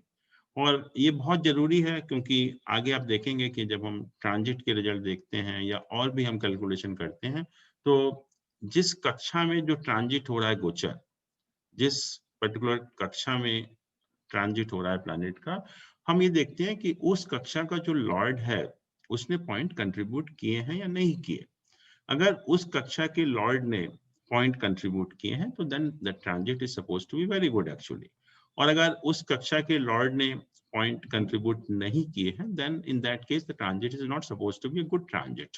तो यहाँ पर प्रस्तारक वर्गा से हमें ये फायदा होता है कि हमें, जैसे हमने सन का प्रस्तारक वर्गा बनाया तो हमें पता लग गया कि सैटर्न ने जो है इन राशियों में कंट्रीब्यूट किए हैं पॉइंट्स, और जुपिटर ने इन राशियों में कंट्रीब्यूट किए हैं, मार्स ने इन राशियों में कंट्रीब्यूट किए हैं।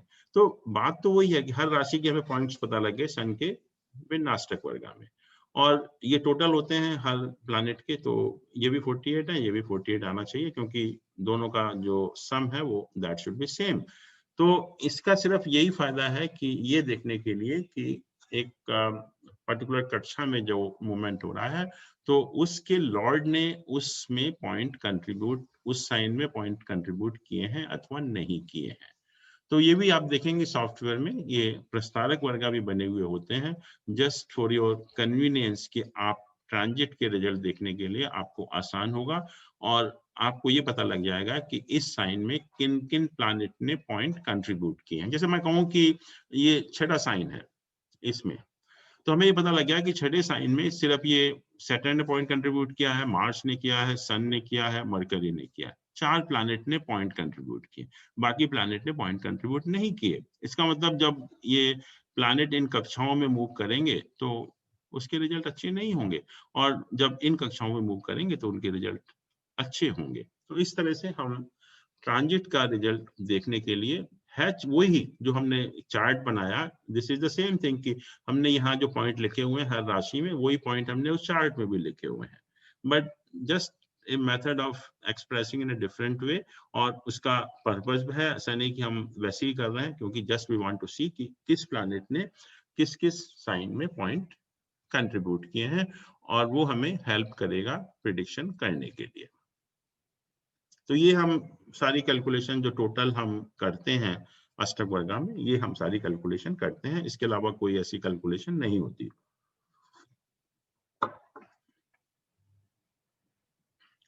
अब इनका कैसे हम इसको यूज करते हैं, तो एक एक प्लैनेट का अष्टक वर्गा हम कंसिडर करेंगे और देखेंगे कि हम उसका कैसे इस्तेमाल करते हैं। पहला तो जैसे मैंने कहा कि अगर मान लीजिए कि सन का भिन्नाष्टक वर्गा हम कंसिडर कर रहे हैं, तो सन के भिन्नाष्टक वर्गा में हमने देखा कि डिफरेंट जो साइंस हैं उसमें कितने कितने पॉइंट हैं। लेट अस से कि अभी हमने जो देखा था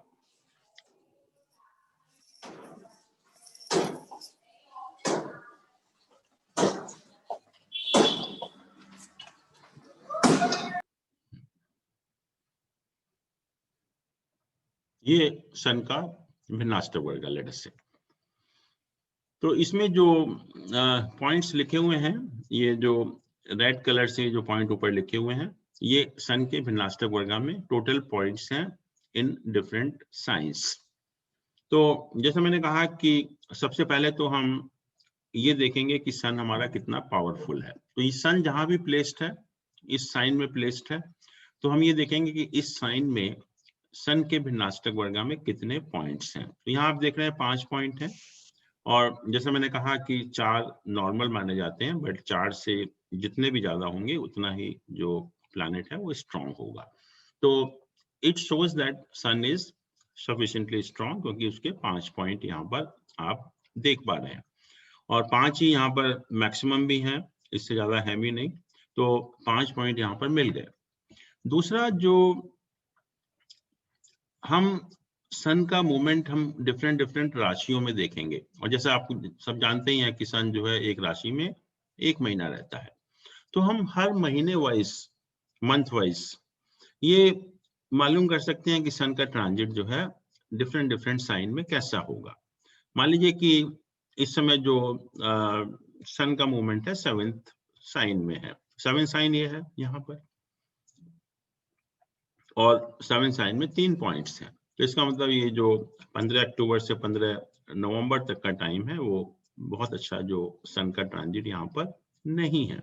और ऐसे ही जब नेक्स्ट साइन में जाएगा सन, वहां भी 3 पॉइंट है, वहां भी 3 पॉइंट है, फिर ये जनवरी से जो है ये ट्रांजिट, जनवरी फरवरी में ये सन का ट्रांजिट अच्छा रहेगा। तो ये एक आइडिया लग गया हमें कि पहली चीज तो सन कितना स्ट्रांग है, और दूसरा जो है सन का ट्रांजिट डिफरेंट डिफरेंट हाउसेस में कैसे होगा। मैं बताता हूँ आपको कैसे हम इसका यूज भी करते हैं and how helpful it is actually.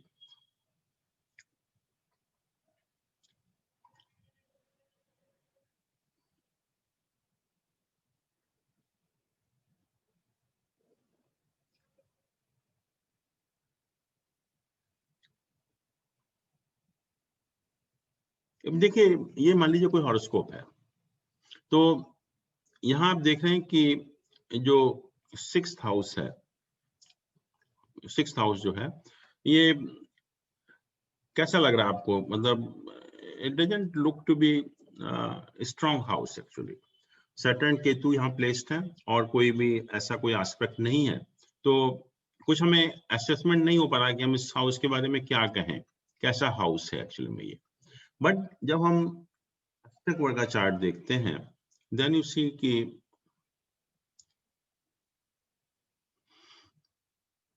you see it has 42 points। अगर हम भिन्नाष्टक वर्ग, सॉरी सर्वाष्टक वर्ग हम कंसिडर करते हैं, तो it has 42 points and 42 points means in 7th house is altogether a different thing actually।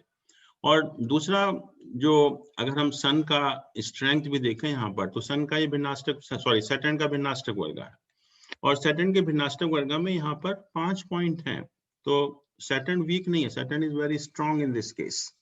और यहाँ वैसे आपको कुछ आइडिया नहीं लग रहा कि हाउस कैसा है, बट जब आप यहाँ पर देखते हैं सर्वाष्टक वर्ग में, देन यू फाइंड कि 42 points it's a very very strong house and we don't want this house to be so strong. ठीक है, हम क्योंकि हमने शायद जब पढ़ा भी था त्रिक हाउसेस का कि 6th हाउस में हम कंप्रोमाइज करते हैं, because 6th house is very very helpful for us, क्योंकि ये this is 9th from the 10th and 10th from the 9th house. तो प्रोफेशन का भाग्य है हमारा, और 9th हाउस से 10th हाउस है। इट मीन्स कि success in all your undertaking, all your ventures, कि जो भी आप काम करते हैं उसमें आपको कितनी सफलता मिलती है, तो वो हम इस हाउस से देखते हैं। हम नहीं चाहते कि हमारा कोई भी एफर्ट्स हो या रिसोर्सेस हो तो वो वेस्ट हो हमारे, और वो वेस्ट जब भी होंगे या हमारी एफिशिएंसी या प्रोडक्टिविटी जब भी ज्यादा होगी जब जो 6th हाउस स्ट्रांग होगा। बट 6th हाउस बीमारियों का भी है, आपका त्रिक हाउस भी है, त्रिसडाय हाउस भी है। इट्स नॉट कि सब अच्छा ही अच्छा है, it governs all your negative significations also. बीमारियां बढ़ाएगा, एनिमीज बढ़ाएगा, अपोनेंट्स बढ़ाएगा, तो वो भी हम नहीं चाहते कि हमें इतना स्ट्रांग ना हो जाए ये हाउस कि in place of getting some फायदा out of it we start getting the loss actually। और वही चीज यहाँ देख रहे हैं कि आप यहाँ पर 42 पॉइंट्स हो गए यहाँ पर, और इस हाउस के बारे में हमें और कहीं से ऐसा असेसमेंट नहीं मिलेगा कि ये इंडिकेट करता है कि ये 42 पॉइंट्स हैं, it's very very high points. And ठीक है, हम इतना ज्यादा हम कंप्रोमाइज नहीं करना चाहते कि हमें फायदे की जगह नुकसान होना शुरू हो जाए। हाउस को हमने कहा कि स्ट्रांग होना चाहिए, 30-32 पॉइंट होने चाहिए, बट नॉट 42। और हमें कोई असेसमेंट नहीं हो रहा है यहाँ से कि ये हाउस कैसा है, बट जैसे ही आपने अष्टक वर्ग को देखा तो ये पता लगा कि सच ए स्ट्रांग हाउस, 42 पॉइंट्स। और त्रिक हाउस में पर्टिकुलर छठे घर में जब इतना स्ट्रांग हो जाता है, the person becomes very cruel, he just get mad actually, कि वो कुछ भी अगर उसके मन में आ गया तो पागलपन करेगा पूरा को पूरा, बहुत ही क्रूएलिटी आ जाती है। जो मर्डर वर्डर करते हैं लोग, वो इस कैटेगरी में आ जाते हैं। तो आपको किसी उससे पता नहीं चला, लेकिन जैसे ही अष्टक वर्ग देखा आपने तो आपको पता लग गया कि ये छठा घर ऐसा है, and in fact this person has done murder also. वो इसीलिए क्योंकि 6th हाउस यहाँ पर बहुत स्ट्रांग हो गया एक्चुअली में।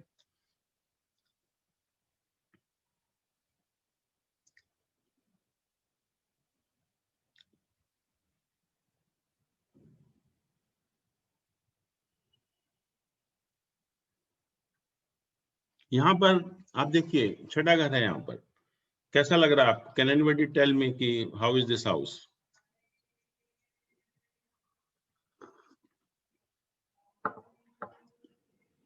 मून की पोजीशन आप क्या बोलेंगे इसमें जो है?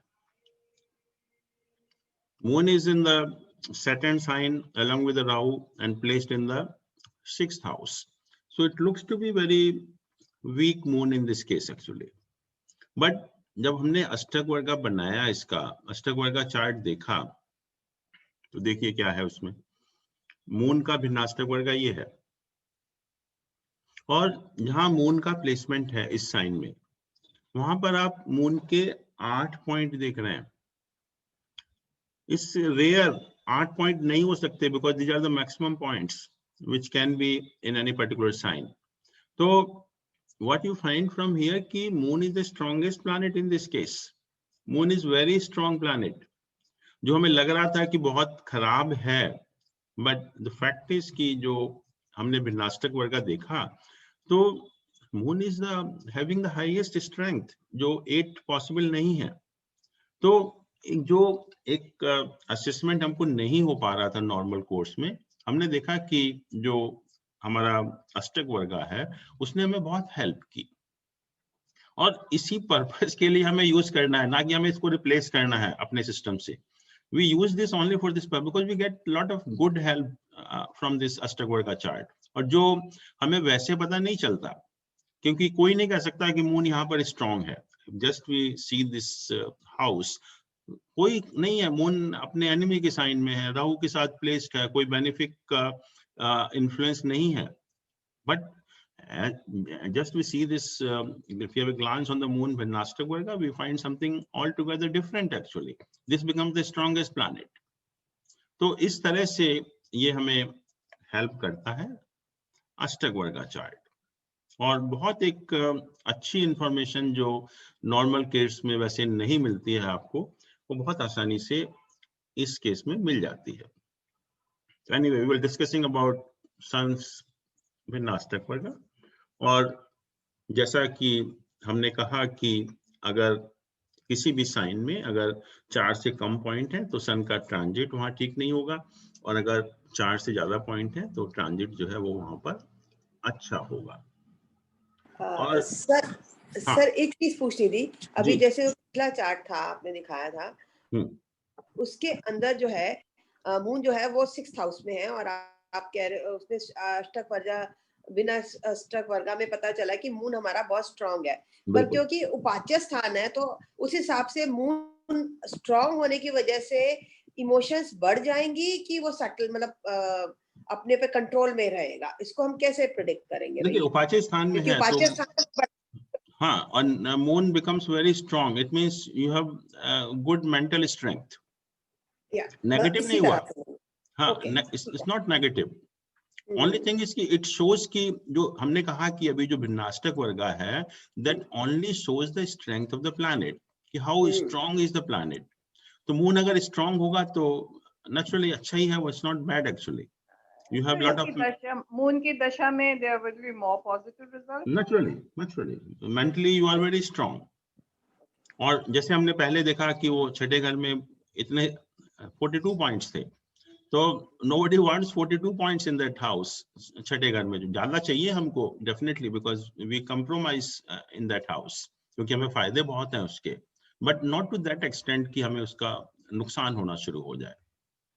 तो ये सारे जो असेसमेंट हैं हमें इतनी आसानी से मिल जाते हैं। मैं कहता हूँ it's really wonderful system, but only thing is कि हम लोग इसको ज्यादा यूज करना शुरू कर देते हैं और इसको एक रिप्लेस करना शुरू कर देते हैं। But basic is always Parashar system, that you have to keep in mind कि उसको पहले उसको एग्जामिन कर लीजिए अच्छी तरह से, then you make use of this.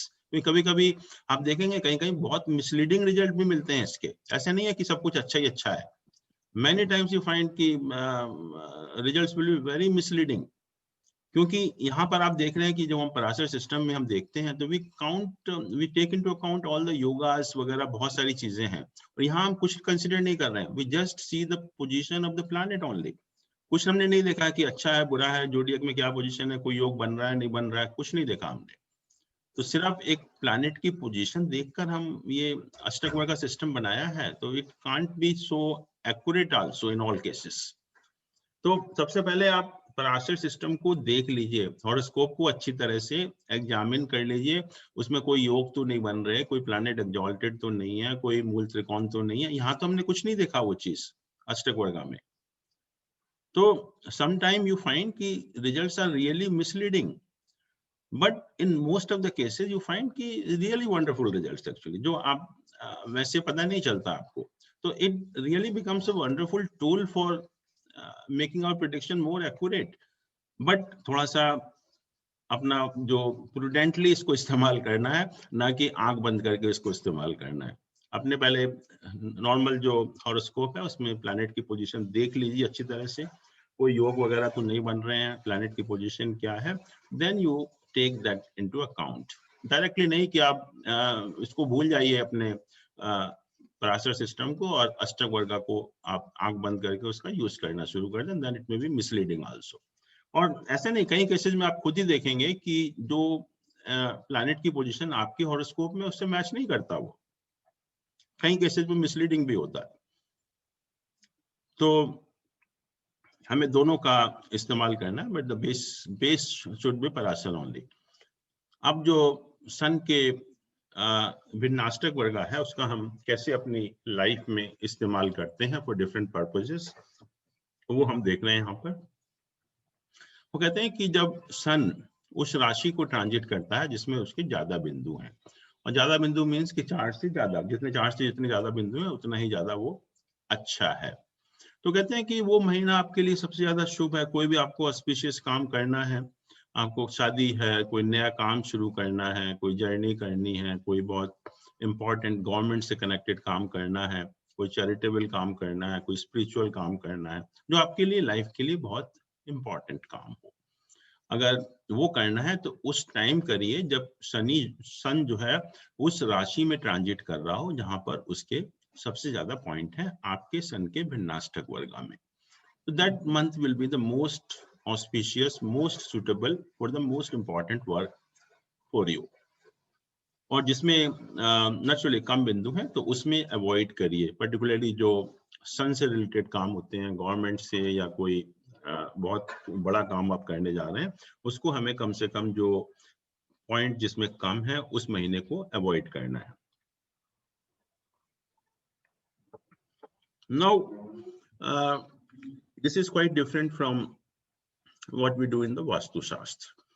Vastu शास्त्र में हर चीज के फिक्स्ड डायरेक्शन है जिसका कि कोई बहुत ज्यादा जस्टिफिकेशन नहीं लगता, बिकॉज यू सी कि बहुत लोग नॉर्थ या ईस्ट फेसिंग होता है, कोई साउथ फेसिंग भी होता है, they are also doing well.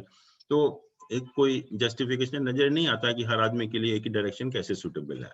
लेकिन ये अष्टक वर्गा कुछ हद तक हमारी प्रॉब्लम सॉल्व करता है for direction for the different purposes. उसमें कहा कि सन का जब आप भिन्नाष्टक वर्गा कंसिडर कर रहे हैं तो चारों जो डायरेक्शन हैं, हम जानते हैं कि जो 159 साइन होते हैं वो ईस्ट डायरेक्शन को रिप्रेजेंट करते हैं, 2, 6, 10 होते हैं साउथ को करते हैं, 3, 7, 11 वेस्ट को करते हैं, 4, 8, 12 नॉर्थ डायरेक्शन को रिप्रेजेंट करते हैं। तो इन डायरेक्शन के हिसाब से ईस्ट डायरेक्शन मतलब 159 साइन में कितने पॉइंट्स हैं उनको आप ऐड कर लीजिए। साउथ मीन्स कि 2, 6, 10 साइन में कितने पॉइंट हैं सन के भिन्नाष्टक वर्गा में, वो ऐड कर लीजिए। ऐसे ही वेस्ट और नॉर्थ के पॉइंट ऐड कर लीजिए। कहते हैं कि जिस डायरेक्शन में सबसे ज्यादा बिंदु है सन के भिन्नाष्टक वर्गा में, जिस डायरेक्शन में सन के भिन्नाष्टक वर्गा में सबसे ज्यादा बिंदु हैं, that direction is the best suitable for worship. कि उस डायरेक्शन में अगर आप पूजा करेंगे या पूजा का स्थान बनाएंगे तो that will be the most suited direction for you, not a particular direction. तो आप अपने हिसाब से चूज करिए कि आपकी डायरेक्शन पूजा के लिए कौन सी होनी चाहिए। फिर कहा कि जो सन से स्टार्ट करिए, जहां भी सन का प्लेसमेंट है सन के भिन्नाष्टक वर्गा में, और कंजुगेटिव 3 हाउसेस मतलब सन से शुरू करके we take 4 houses, then 5th from the sun and 4 houses, then 9th from the sun and 4 houses. तो ये 4 हाउसेस को जो पॉइंट्स हैं उनको आप ऐड कर लीजिए। जैसे सन जहां भी आपका प्लेस्ड है वहां से आपने शुरू किया और 4 हाउसेस को हमने पॉइंट्स ऐड कर लिए। फिर सन जहां प्लेस्ड है उससे 5वां कंसीडर किया और 4 हाउसेस के पॉइंट्स हमने ऐड कर लिए। फिर सन से 9th साइन से शुरू करके फिर 4 हाउसेस के पॉइंट्स हमने ऐड कर लिए। सर इसमें तो 3 भाव आर देयर आफ्टर लिखा हुआ है। हाँ 4 हो गए ना, सन से शुरू किया और 3 भाव उसके बाद तो के, मतलब टोटल मिला के 4।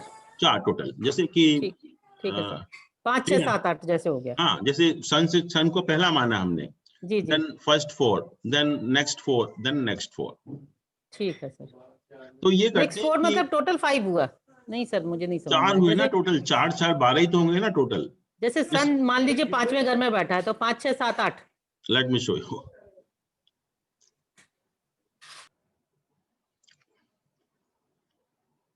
ये सन है, तो सन का प्लेसमेंट यहाँ 9th हाउस में है यहाँ पर। जी तो सर। यहाँ से हमने शुरू किया, यहाँ से शुरू किया और ये फर्स्ट 4 हाउसेस के पॉइंट ऐड कर लिए। 3 और 5 8 12 एंड 19 हो गया, 17 सॉरी, 4 आओगे 17 हो गए। फिर नेक्स्ट 4 के पॉइंट कंसिडर किए, 4 6 10 और 16। फिर नेक्स्ट 4 के पॉइंट कंसिडर किए, 3 4 7 एंड 4 11 एंड 3 14। तो मतलब ये डायरेक्शन के पॉइंट सबसे ज्यादा हुए, 17 हुए, इसके 16 हुए और इसके 12 या 13 हुए। तो ये फर्स्ट वाला जो हमने 4 काउंट किए थे, इसके पॉइंट सबसे ज्यादा हुए, राइट? तो व्हाट मतलब दिस, सन के साथ में डायरेक्शन के पॉइंट ऐड कर देना। सन जहां भी प्लेस्ड है वहां से शुरू करके यू ऐड, ये वाला जो है, यू जी ऐड सर। नेक्स्ट 3, मतलब first 4 houses starting from sun, you take 4 houses just to write simple way में। Right sir, right sir. हाँ, ठीक है सर, थैंक यू। सन से शुरू करके 4, फिर नेक्स्ट 4 और फिर नेक्स्ट 4। ठीक है सर, थैंक यू। तो ये जो तीनों पार्ट्स आए हैं, they represent the 3 part of the day, that is from sunrise to sunset को अगर हम 3 पार्ट ऑफ द डे में डिवाइड करें तो ये दिन के 3 पार्ट हो गए। तो उसमें कहा कि जो सबसे ज्यादा पॉइंट हैं, अगर कोई भी काम करना है तो हमें you do in that part of the day, और जिसमें सबसे कम बिंदु हैं you avoid that part of the day. जैसे मान लीजिए अभी आपने देखा कि जो फर्स्ट पार्ट था उसके पॉइंट सबसे ज्यादा थे, और सेकंड के भी 16 थे, पहले 17 था, दूसरा 16 था, बट थर्ड वाला 12 था। तो जो third part of the day है, we have to avoid for any auspicious work. और अगर हम पहले में करेंगे तो सबसे ज्यादा सक्सेस मिलेगी, और पहले दूसरे में क्योंकि बराबर पॉइंट है तो we can do either in the first or the second part of the day. ये 3 जो हैं दे रिप्रेजेंट द, अगर हम डे को 3 हिस्सों में डिवाइड करें तो जैसे मान लीजिए 6 से 6 बजे है तो 6 से 10, 10 से 2 और 2 से 6 का टाइम हो गया। इस तरह से स्टार्ट सन से ही करना है, सनराइज से। सनराइज से देखिए, हमारा जितनी भी जो एस्ट्रोलॉजी है, वैदिक astrology, our day starts with the sunrise time. It never starts from the midday, it starts from sunrise time.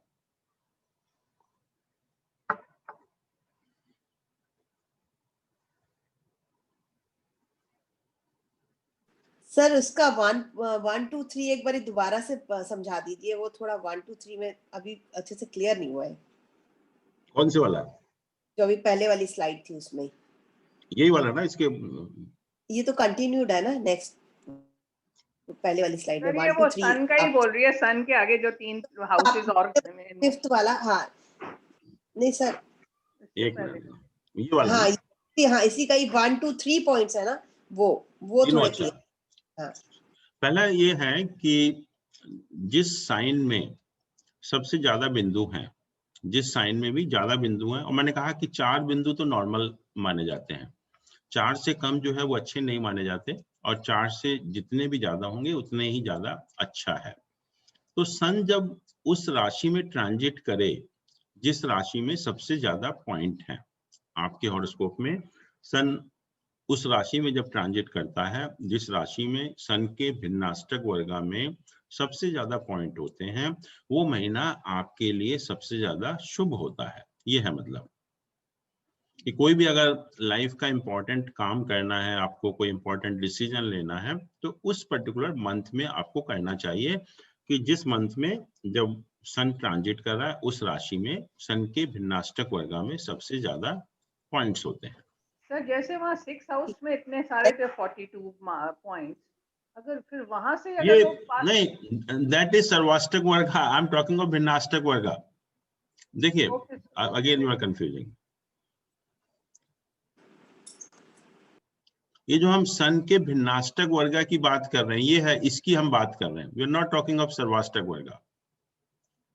यहाँ पर सन के देखिए यहाँ पर 6 पॉइंट है, ये मैक्सिमम पॉइंट यहाँ पर ये है 6 पॉइंट है।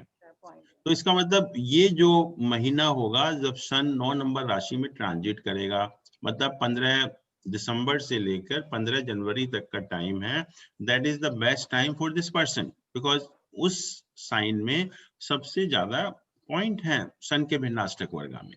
ये मतलब हुआ इसका। कोई भी अगर इंपॉर्टेंट काम करना है तो इस महीने में करिए जब सन जो है 9 साइन को ट्रांजिट कर रहा है। Okay sir. या दूसरे में आप देख रहे हैं कि यहाँ 5 हैं, तो इसमें भी कर सकते हैं। ये महीना हो गया 15 अगस्त से लेके और 15 सितंबर तक का, तो दोनों में से जो है किसी भी मंथ में अगर आप करेंगे तो आपके लिए फायदा होगा। और यहाँ देखिए ये 3 पॉइंट हैं, तो ये शुभ नहीं है यहाँ पर ट्रांजिट, तो ये महीने शुभ नहीं होंगे। बट नेचुरली कोई अगर बहुत ही इंपॉर्टेंट काम करना है तो you do in this month कि when sun transit this Sagittarius sign, that will be the best month actually. हम ये इसकी बात नहीं कर रहे अभी, इसको छोड़ दीजिए अभी सर्वाष्टक वर्गा को। सन से ही लेना और सन का ही भिन्नाष्टक वर्ग। नेचुरली अभी जो हम भिन्नाष्टक वर्गा की बात कर रहे हैं वो इंडिविजुअल प्लैनेट के अष्टक वर्गा की बात कर रहे हैं, और हम वही देख रहे हैं कि जो ट्रांजिट है, गोचर है, वो हम जो इंडिविजुअल प्लैनेट का देखते हैं वो भिन्नाष्टक वर्गा से ही देखते हैं, ना कि अभी सर्वाष्टक वर्गा पर आए हैं हम लोग। तो इंडिविजुअल प्लैनेट का जो गोचर देखना है वो इन्हीं से देखना है, भिन्नाष्टक वर्गा से। सर वो डायरेक्शंस वाला भी एक बार क्लियर कर दीजिए उसका। डायरेक्शन मैंने कहा कि 4 डायरेक्शन हो गई। जो ईस्ट डायरेक्शन है वो 159 जो राशियां होती हैं दे रिप्रेजेंट ईस्ट डायरेक्शन, ये पढ़ा था हम लोगों ने। तो 159 की राशियां देखिए कौन सी है, ये 1 है, ये 5 है, ये 9 है। तो 1 3 पॉइंट हो गए, 5 के कितने हो गए, 5 8 हो गए, और 9 के कितने हैं, 6, 8 और 6 14, 14 पॉइंट्स हो गए ईस्ट डायरेक्शन के। साउथ के देखने हैं तो 2 6 10 हाउसेस, 2 6 10 साइंस। तो 2 साइन के कितने हैं, 3 हैं, सॉरी 3 हैं, इसके 4 हैं, 7 हो गए, और इसके 3 हैं, 10 हो गए टोटल। तो इस तरह से हम हर डायरेक्शन के पॉइंट्स ऐड कर लेंगे, और जिस डायरेक्शन के भी सबसे ज्यादा पॉइंट्स आएंगे तो that direction will be most suitable for worship और to make a place for worship. पूजा का स्थान जो आप बनाते हैं उस डायरेक्शन में आप बनाइए, ये पर्पस है इसका। Thank you sir. डे का टाइम कैसे कैलकुलेट करेंगे? जैसे आपका सन 9th हाउस में है, तो हमने 4 हाउसेस सन से ले लिए, जो भी स्ट्रांग होगा तो डे का टाइम कैसे कैलकुलेट करेंगे सर? सनराइज देखिए आज कितना है, मान लीजिए सनराइज, लेट अस से कि सनराइज आपका 7 बजे हुआ आज, जी जी, और सनसेट जस्ट प्रिज्यूम कि 5 बजे हुआ, जी तो कितना घंटा हो गया, 10 घंटे हो गए। जी, तो 10 घंटे को हमने 3 से डिवाइड किया, 3 घंटा 20 मिनट हो गया एक पार्ट। तो सर उसको फिर सन से, जहां पर भी सन प्लेस्ड है वहीं तो से सनराइज से शुरू काउंट किया, करें। हाँ सनराइज से शुरू किया 7 बजे से लेके 3 घंटे 20 मिनट, मतलब 10:20, ये पहला पार्ट हो गया। ये सन से मतलब आपका 9th 10th 11th 12th house, हाँ, जहां आपका सन प्लेस्ड है। स्टार्टिंग यहाँ से करना है, ये first 4 then next 4 then next 4। Okay, thank you You sir. have to start from here only. Okay. Any other question?